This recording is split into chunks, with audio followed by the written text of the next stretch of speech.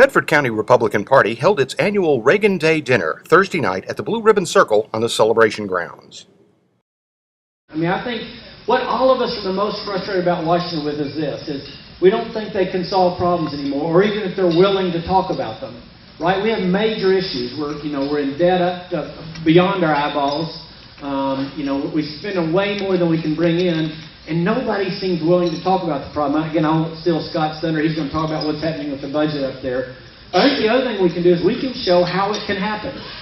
I have a friend, Mitch Daniels, who's the governor of Indiana, and he said, we've done, in kind of how I've modeled in Tennessee, we're making the cuts that people in Washington are saying you can't do. And Mitch Daniels, who's the governor of Indiana, says, people will be surprised how much government they never miss if you're willing to make the hard decisions. And one of the things we can do in Tennessee is show, here's how it should work. In our president's own words, he said when he took office in February of 2009, that I will reduce the federal deficit by half before the end of my first term, or I'll be a one-term president.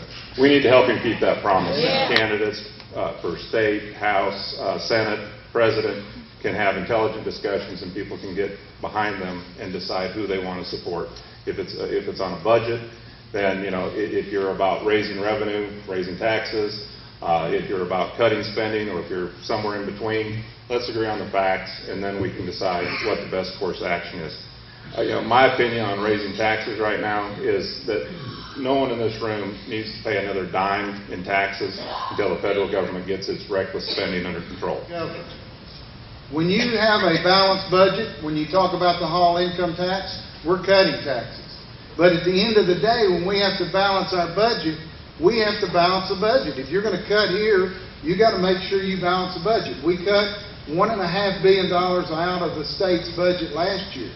We're running the state more efficiently right now than it's ever run. We're one of the lowest debt states in the country.